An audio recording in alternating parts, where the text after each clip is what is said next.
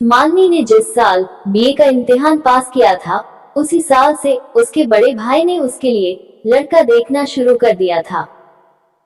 इस सिलसिले में राजेश का पता चला, जो इंटर कॉलेज में अंग्रेजी पढ़ाता है। वे दो भाई हैं, उनके पास 8 एकड़ जमीन है, जिस पर राजेश का बड़ा भाई खेती करता है। राजेश के घर वालों ने मालिनी को देखते ही शादी के लिए हाँ कह दी और शादी की तारीख तय करने के लिए कहा। उनकी बात सुनकर मालिनी की मां ने कहा, बहन जी, अभी लड़के ने तो लड़की देखी नहीं है, उन्हें भी लड़की दिखा दी जाए, आखिर जिंदगी तो उन दोनों को ही एक साथ गुजारनी है। इस पर राजेश की मां ने जवाब दिया, हमारा राजेश बहुत सीधा और संकोची स्वभाव का है, हमने उससे लड़की देखने के लिए बार बार कहा, मगर उसने हर बार यही कहा, आप लोग पहले लड़की देख लीजिए, जो लड़की आपको पसंद होगी वही मुझे भी पसंद होगी। उनकी बात सुनकर सभी लोग राजेश की तारीफ करने लगे, केवल मालिनी ही मन महसूस कर रह गई। उसे इस बात पर गुस्सा आ रहा था कि क्या केवल लड़के को ही हक है कि वह अपना जीवन साथी पसंद करे, लड़की को इसका हक नहीं है। उसे इतना भी हक नहीं है कि उसे जिसके साथ जिंदगी बितानी है, उसे शादी के पहले एक झलक देख ले। शादी की तारीख तय होने के साथ ही परिवार में त्योहार का सा माहौल बन गया और देखते ही देखते बारात मालिनी के दरवाजे पर आ गई। मालिनी की सखियां उसे सजाकर जयमाल के लिए सजाए गए मंच की ओर लेकर पहुंची। मालिनी हाथों में वरमाला लिए सखियों के साथ जब मंच पर पहुंची तो वर पर नजर पड़ते ही वह सन रह गई। हड्डियों का ढांचा सिर पर मोड़ धरे उसके सामने खड़ा था। मालिनी का चेहरा अपने वर को देखकर उतर गया, उसकी इच्छा हुई कि वह जयमाल को तोड़कर फेंक दे और वहां से भाग जाए। कैसे कैसे सपने देखे थे उसने अपने जीवन साथी के बारे में, और यह कैसा जोड़ मिला है। मालिनी यह सब सोच ही रही थी, तभी उसकी बड़ी बहन ने उसका हाथ कसकर दबा दिया। उसकी चेतना लौटी और उसने बुझे मन से राजेश के गले में जयमाल डाल दी। वर को देखकर हर कोई उस पर टिप्पणी कर रहा था। उनकी बात सुनकर कुछ जिम्मेदार औरतों ने हालात संभालते हुए कहा, कुछ लोगों की सेहत शादी के बाद सुधर जाती है। जब पत्नी के हाथ का भोजन करेगा तो उसकी सेहत सुधर जाएगी। शादी के बाद मालिनी जब ससुराल पहुंची तो घर की अच्छी हालत देखकर उसे कुछ तसल्ली हुई। ससुराल में उसके रूपर की खूब तारीफ हुई। उसकी नंद और जेठानी ने उसकी सुहागरात के लिए फूलों की सेज तैयार कराई और रात के 9:30 बजे वे दोनों मालिनी के साथ हसीन जाग करते हुए उसके कमरे में छोड़ आए। रात 10 बजे राजेश ने कमरे में प्रवेश किया तो उसका दिल तेजी से धड़कने लगा। राजेश ने उसका घूंघट उठाया तो मालिनी का खूबसूरत चेहरा देखकर उसकी खुशी का ठिकाना नहीं रहा। वह देर तक मालिनी का मुंह चूमता रहा और उसके शरीर को प्यार से सहलाता रहा। जब राजेश ने पहली बार संबंध बनाया तो वह 1 मिनट भी नहीं टिक सका। इसके बाद उस रात को उसने 2 बार संबंध बनाया, पर दोनों बार वह 1 मिनट से आधे मिनट के अंदर ही पस्त हो गया। मालिनी सारी रात प्यासी मछली की तरह छटपटाती रही। मालिनी 5 दिन तक ससुराल में रही और हर रात उसे ऐसे ही दुखदाई हालात से गुजरना पड़ा। मालिनी जब अपने मायके पहुंची तो अपनी माँ और भाभी के गले लगकर खूब रोई। उसकी भाभी द्वारा रोने की वजह बार बार पूछे जाने पर उसने सारी बात उन्हें बता दी। 2 महीने बाद राजेश बड़े भाई सुरेश के साथ ससुराल गया और मालिनी को विदा करा कर ले आया। घर में पर्दा प्रथा होने के चलते भयंकर गर्मी में भी मालिनी को राजेश के साथ बंद कमरे में ही सोना पड़ता था। उसके कमरे के आगे बने बरामदे में उसके जेठ जेठानी सोते थे और उसके सास ससुर छत पर सोते थे। एक रात जब राजेश 1 मिनट में अपनी मर्दानगी दिखाकर खट्टी भर रहा था और मालिनी काम की आग में जलते हुए सोने की कोशिश कर रही थी, तभी बरामदे में चारपाई के चिरमराने और औरत की वो वाली की आवाज उसे सुनाई दी।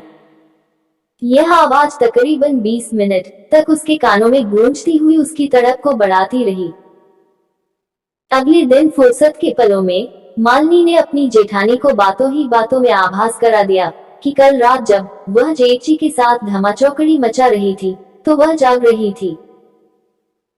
मालिनी की जेठानी यह सुनकर शर्म से पानी पानी हो गई। फिर सफाई देते हुए बोली, क्या करूं? रात में भोजन करने के बाद उन्हें होश ही नहीं रहता है। मेरे शरीर को तो वे रुई की तरह धुनकर रख देते हैं। उस समय इनके शरीर में बिजली जैसी फुर्ती और घोड़े जैसी ताकत आ जाती है और घंटों छोड़ते ही नहीं। मैं तो बेदम हो जाती हूँ और अगले दिन घर का काम निपटाने में भी मुश्किल हो जाती है। जेठानी की बात सुनकर मालिनी का मन हुआ कि वह अपनी छाती पीट ले, मगर उसने हंसकर कहा, तुम जेठजी को मनमानी करने दो, घर का काम मैं संभाल लूंगी। इस चर्चा का नतीजा यह हुआ कि उस रात मालिनी की जेठानी बरामदे में न लेटकर अपने कमरे में जाकर लेट गई। रात में जब उसके जेठ ने अपनी पत्नी से कहा, वहां क्यों गर्मी में सड़ रही हो, यहाँ बाहर ठंडी हवा में क्यों नहीं लेटती? आज मैं कमरे में ही लेटूंगी, तुम्हें वहां लेटना हो तो लेटो। जेठानी ने कमरे से ही जवाब दिया। मालिनी अपने कमरे में लेटी उन दोनों की बातचीत सुन रही थी। राजेश मालिनी को कुछ क्षणों में अपनी मर्दानगी दिखाकर हौंकता हुआ एक तरफ को लुढ़क गया और जल्दी ही गहरी नींद में सो गया। मगर मालिनी को आधी रात तक नींद ही नहीं आई। इस बीच वह अपने कमरे से बाहर निकली। बरामदे में उसके जेठ खट्टी भर रहे थे। बाथरूम से जब वह वापस लौटी तो जेठ की चारपाई के पास आकर उसके पैर ठिठक गए।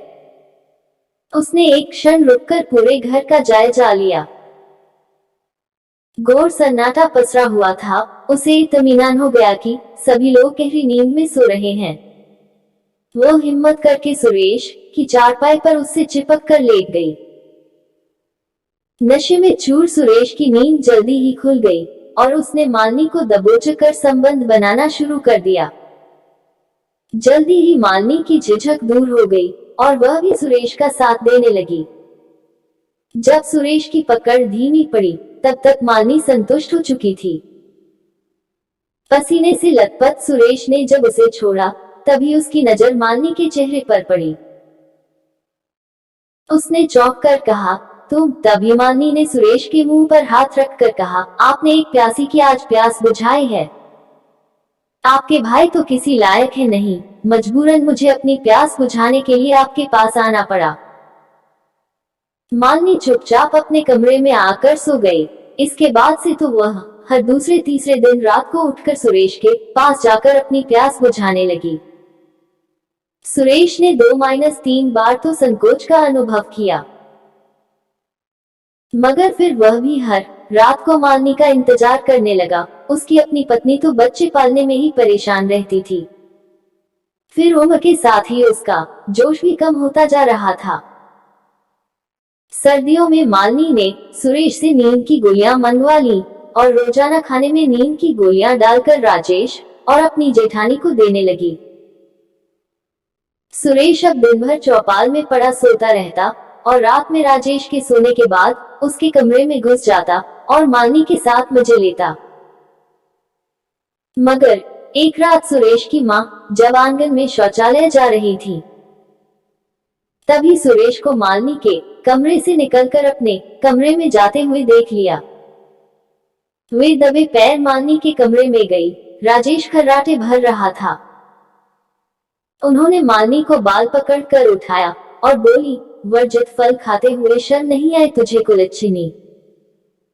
मालिनी चोरी पकड़े जाने पर पहले तो सिक पकाए मगर फिर संभल कर बोली, भूख पर एक सीमा तक ही काबू रखा जा सकता है अम्मा। वर्जित फल स्वाद के लिए नहीं, मजबूरी में खाती हूँ। तुम्हारे बेटे को तो औरत की जरूरत ही नहीं है, मैं उनके सहारे नहीं रह सकूंगी अम्मा। उन दोनों की बातचीत सुनकर राजेश भी जाग गया था। उसे अपनी कमजोरी का एहसास तो था ही, इसीलिए वह चुपचाप सिर झुकाकर कमरे के बाहर निकल गया। दोस्तों, ऐसी ही ऑसम कहानियाँ पढ़ने और सुनने के लिए हमारे चैनल ऑसम कहानियाँ को प्लीज लाइक करना और अपने खूबसूरत दोस्तों के साथ शेयर करना और सब्सक्राइब करना। धन्यवाद।